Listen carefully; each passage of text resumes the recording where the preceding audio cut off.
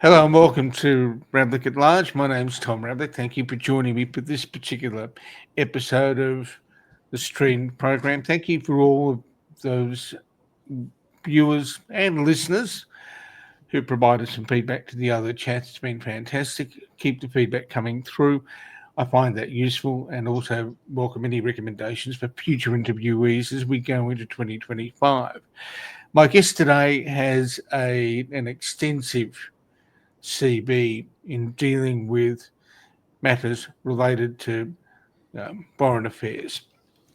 Geoff Raby is a former Australian diplomat. He was stationed in China for a significant amount of time, and he has written rather recently a book called Great Game On, which examines the kinds of relationships that people are looking at in terms of the great powers and whether they are ganging up on the West or whether the West is misunderstanding what is going on. And that's actually a topic worth contemplating because sometimes we need to take a step back and look at not simply what we think might be happening based on our own prejudices, but also what might actually be going on. Once we understand that, we can plan and think about things more strategically. Geoff, thanks for joining me for this particular discussion. My pleasure, Tom. Thanks for having me on. Now, look, your book has a subtitle which um, opens the topic for us. It talks about refers to the contest for Central Asia and global supremacy. Can we start there? Can you unpack the subtitle for us? Yeah, certainly, Tom. In many ways, this follows on from my previous book, published in 2020, China's Grand Strategy and Australia's Future in the New World Order. That book was framed by what I described as the great power shift of our time, and that was a power shift across the Pacific from the United States to China. And we've seen over the last 30 years with China's inexorable economic growth, similar expansion of China's military and political weight in the East Asian region and the Asia Pacific more generally. And this book very much is a sequel to that insofar as it looks at what I describe as the second great power shift of our time, and that is across the Eurasian continent from Russia to China. And I should perhaps just define the area we're talking about. The book defines Eurasia as that vast stretch of territory from the Vistula River in Poland east to the Sea of Japan. Within that are two sub-areas that are of great relevance. One is what we know as Central Asia. They're the five stands: Turkmenistan, Tajikistan, Uzbekistan, Kazakhstan, Kyrgyzstan. And there is another concept which is core Eurasia, and that very much is the focus of the book. And to the five Central Asian stands, we add Afghanistan and Mongolia, and that really is the central area, I think, of the contest between China and Russia.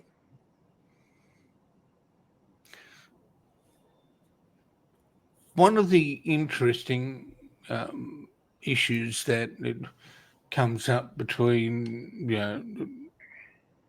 in the midst of all this, is the content is of course the contest between those two. But if I look at some of the commentary about things that are going on in the Ukraine and elsewhere, you've got people who are looking at China and Russia and seeing them as convenient bedfellows. How do you, as a former diplomat, view that particular relationship? Is there something to what people are saying, or are they misreading the play? Yes.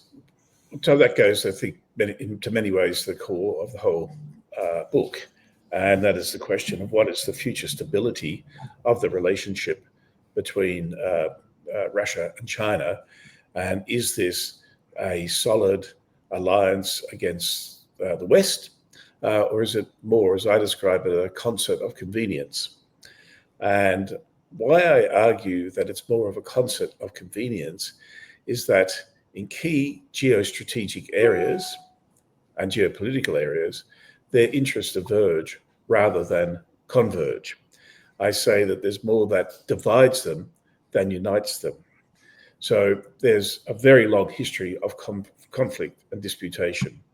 That arises partly from their fundamental difference in how they achieve their security. Russia, as you see with Ukraine, believes it needs to occupy neighboring territories, have buffer zones in order to protect its core areas. China, on the other hand, looks to have client states or tributary states, states that are free to basically operate. They're not colonies, free to operate in their own way, but are required by China to recognize the legitimacy and authority of Beijing and the powers in Beijing. Historically, the tributary idea is fascinating when you dig into it, because when the emissaries from places like Vietnam, for example, the neighboring countries, Korea, whatever, would come to the court in Beijing and present gifts to the emperor, they often went home with gifts of far greater value than that which they took to the court. The point being, for the emperor, who didn't need anything, it would be a humiliation if it looked as if he was wanting to transfer resources from a lesser state, was the act of recognizing the emperor's supreme authority. And that was important for the emperor to maintain his authority within China rather than over the neighboring states. So two very fundamental differences, approaches to how they achieve security, which inevitably brings them into conflict. What's happened, if you look at it historically, is that this vast area that we're talking about had previously been under Qing control, and then that was settled by a treaty called the Treaty of Jun in 1689. And that represented a period that lasted for 200 years where the Qing were relatively more powerful than the Russians. But come the mid-19th century, when the European powers are nibbling away at the coastal territories of China and occupying territory up and down China's coast, and the Qing court was on the verge of collapse and was very, very weak and internal looking, the Russians demanded two treaties from the Qing. One, the Treaty of Tianjin, 1858, another, the Convention of Peking, 1860. And with those two treaties, vast areas of territory, over 1 million square kilometers of territory, went to Russia. And today, not 1 kilometer of that has been returned. And just to help your listeners put this in perspective, that territory is equivalent to 1/7 of the entire continent of Australia, which is still held by Russia. And Russia was able to do that because power shifted between the two. And it's important to understand that what we're living through now is another power shift, but this time back towards China. And that's why I think ultimately the long-term relationship between the two is inherently unstable.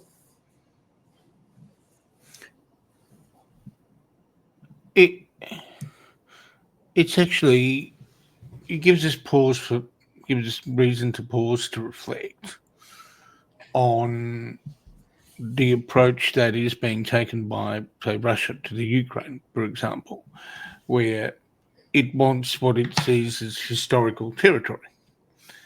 And on the other hand, you've just articulated in a very, very pithily in a short burst, the history of, the tension between Russia and China in terms of, basically land grab by agreement. If I'm putting that correctly. Well, not quite agreement. These 19th century treaties, the Chinese have always referred to as unequal treaties. because they're made in the context of unequal power balance. And of the Europeans, which have always been attacked and criticized by China, particularly under the Communist Party, for the unequal treaties, all of the Europeans have returned the territory. Only Russia has never returned any territory acquired under these unequal treaties. So it comes back always to this question of the balance of power. And that's why I take a different view on the outlook of the China-Russia relationship than, say, many contemporary commentators. They see things like in February 22, Putin goes to Beijing just before the Winter Olympics, and a statement comes out describing the relationship as a friendship without limits.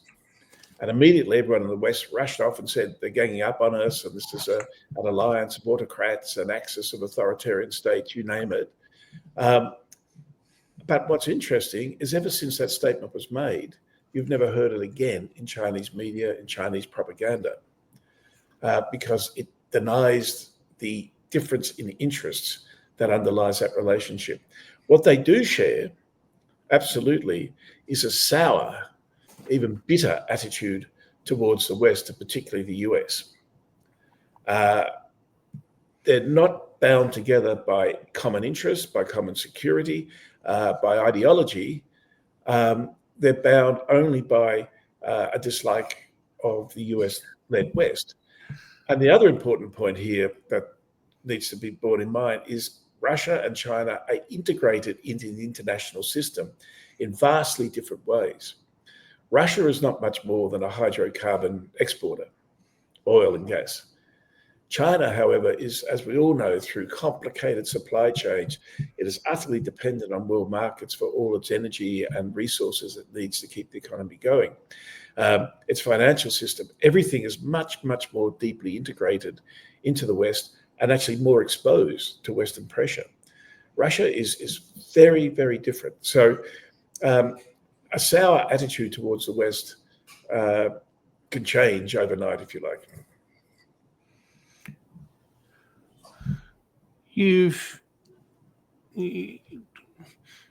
It strikes me there's another question that's worth exploring here, given the fact that you've raised some of the problems you've got with contemporary commentators on the China-Russia relationship.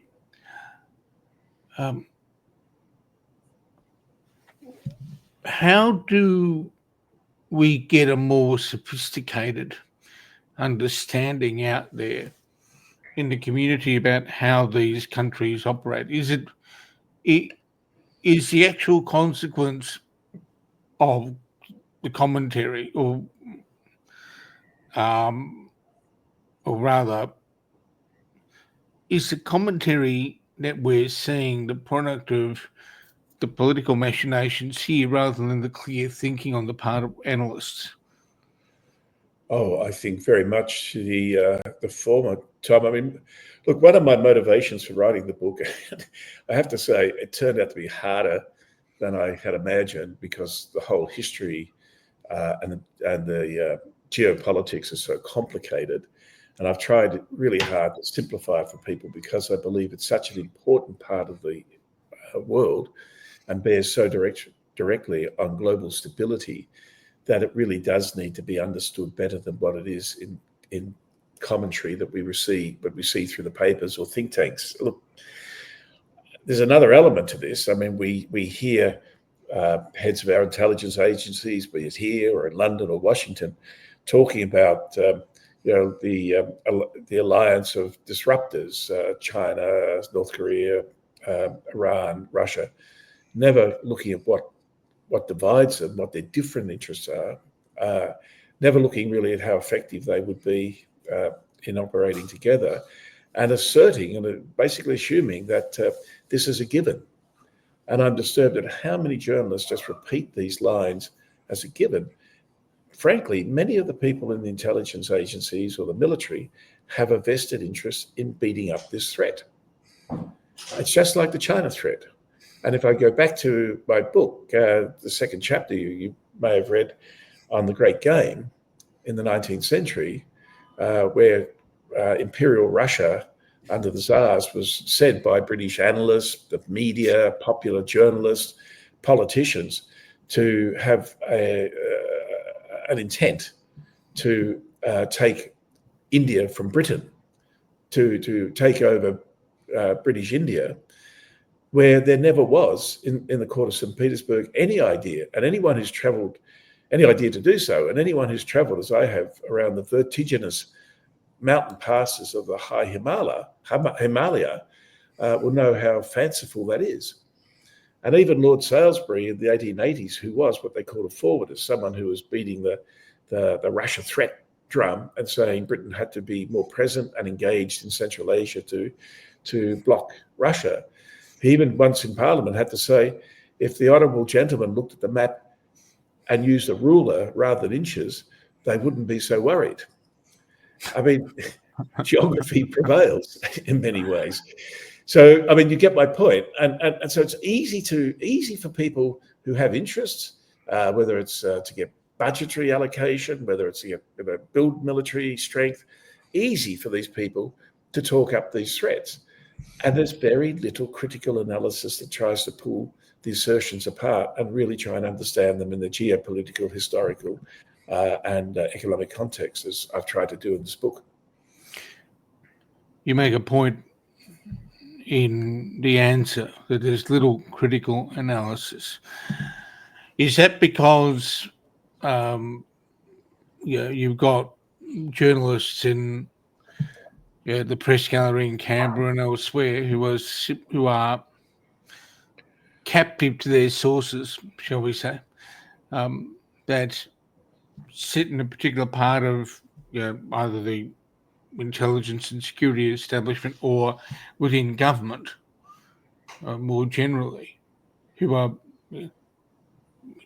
wanting to seed a narrative out there about China or Russia that suits a political motivation rather than serve the audience that journalists and commentators ought to be serving, to provide them with a clearer view of why things are the way they are. Oh, I couldn't agree more. That's a big part of the issue, and the bubble's not just in Canberra and between certain media in Canberra and or representatives, certain media and the bureaucratic interests, but it's also between our bureaucratic and security military interests and the United States bureaucratic, strategic and military security and military interests.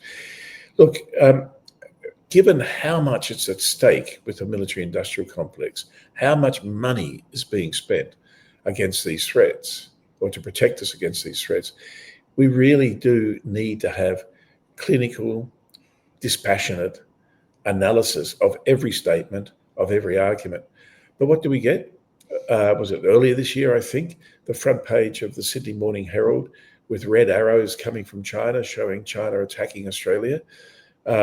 And it was based on a seminar that involved 3 analysts from ASPI, who have always been known as China hawks. There wasn't a dissenting contrary view permitted in that discussion. And the Sydney Morning Herald ran it for 3 days. That is not critical, clinical, calm, dispassionate analysis. And what we're talking about is billions of dollars and the potential of war and massive loss of life. We owe it to ourselves to tease all of these threads out and have a proper public discussion about them. Having made that observation, how do we have a proper public discussion about them? Well, you're contributing now. I've contributed with my books, and I write the occasional column these days still for the Australian Financial Review. We have a lot of organs. I've done, for promoting this book, I've done a lot of podcasts. I've spoken in many forums. I've got a full program in the first quarter of next year to do so as well. There is the opportunity, but clearly it's not a level playing field whatsoever. But the good thing is we do live in a democracy where we can say these things. It's not like China or Russia, where contrarian, dissenting views can be heard in public. So we're in a pretty good shape. I think one of the things I've always said in the context of the China threat particularly Chinese interference in the domestic politics in Australia, is that our domestic institutions are very strong. The parliament's very strong. The media is very strong. Even if you disagree or don't like some of the bias that's in the media, it's still very strong. And ultimately, it's open to challenge as well.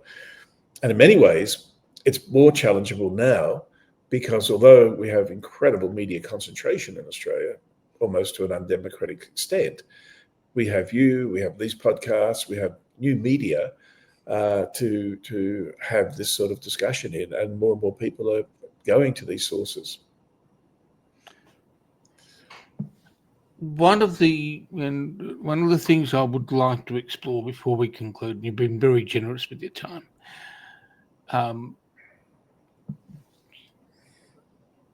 There are a range of issues that need to be managed in any context, whether it be China, whether it be Russia, whether it be looking at both. How does somebody in the line of work that you used to be, and that is being a diplomat and an ambassador, balance all of this and reflect on all of that, and to give it context to people sitting in Canberra who are no doubt besieged by journalists, besieged by their own political colleagues, and their opponents on a raft of issues? How do you manage that to try and keep it level-headed and cool-headed in terms of the analysis that's provided to people so they make sensible decisions? When you're asking that, Tom, I'm smiling. I'm thinking of a famous quote from Sir Harold Macmillan, the former British Foreign Secretary, when asked a similar question. He said to the interviewer, "Events, my dear boy, events." And that is the reality of foreign policy. Stuff happens all the time, events. And what I think is important in this context is that the advisors are deeply committed to having a very strong grasp of history, of geography, of economics, that they have the intellectual framework. So when the events happen, they're able to quickly place them in a context. And one of the key things as a senior civil servant, senior ambassador, policy advisor to government was always to be able to help ministers understand where this comes from, what it means, and what we might do about it. And for that, you need really a lot of context and background. I have to say, some of the foreign ministers I worked closely with over the best part of a 30-year career that I thought did the job extremely well were those who are most interested in reading history, political biography, and who'd love to debate these sorts of issues. So they were alive, and they were on their minds all the time. So when the events happened, they had context. Is that one of the reasons why some of the commentariat is weak? Because there may not always be a depth of understanding of the subject matter when they come to deal with a particular event that happens in a particular circumstance. There's a political environment that is volatile, that is brittle, and an event blows up. Is there something to be said for even news organisations ensuring they have people with a greater depth of training or a greater depth of study looking at this? Oh, absolutely. On that, I could not agree more. And I think some of the better media around the world, New York Times, for example, Financial Times in particular, always have a core of op-ed writers who have great depth and knowledge of the subjects that they're writing about. I think the Financial Review in Australia has done this very well with the appointment of James Curran as the international editor. His pieces are of a quality and a standard above almost anything else that's written on foreign policy in Australia, because he's been a professional analyst, historian, professor at university, and so he has the context, he has the background to be able to comment authoritatively instead of just making wild assertions, which so much of the media does.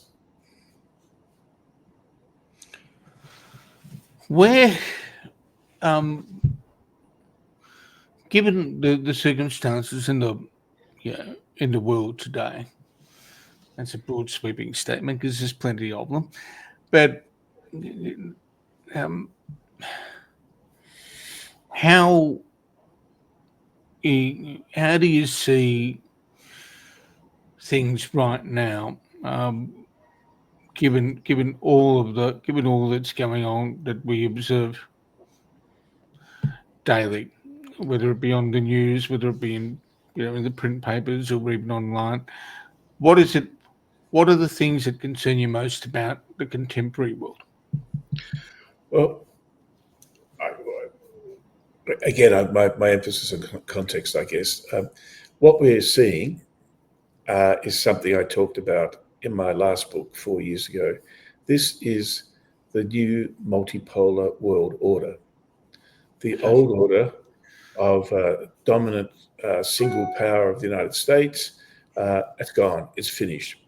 4 years ago, when I wrote those words that it was already over, it seemed risque, it seemed out there. Now, most people accept that we live in a multipolar world, and this is the reality of a multipolar world. And what can demonstrate that more? The US's capacity to influence the Western Front in the Ukraine conflict in Europe is constrained. It's had minimal impact, it would seem, in Israel, Palestine, the Middle East. Syria implodes without either of the big powers being involved, but we discover that a key actor in all of this is Turkey. This is what a multipolar order looks like, and it is chaotic. What we need to do is think about how we bring order into such an international order. And that's, again, where I would draw a big contrast between Russia, which is a revisionist power intent on smashing any notion of order, compared with China, which is systematically building its own order around itself. And I see a world in which we have two bounded orders, one around the United States, aligned through values and common political systems and so on, and one around China for the same sorts of reasons. And if nothing doesn't demonstrate that to me more, was the BRICS summit in Kazan last month, where 23 heads of state turned up at Putin's invitation, even though Putin is so heavily sanctioned by the West. And another 40 states have indicated they would like to join the BRICS. This is a China construct. It's China created, China led, China funded, but it's a multipolar world. And so you have Indonesia, Malaysia, Thailand, all wanting to become members of the BRICS, but finding no contradiction in that with being long-standing members of ASEAN. This is the complexity of the world we live in. We just have to get to understand that. And the simplicities and the certainties and the predictability of the old order have gone.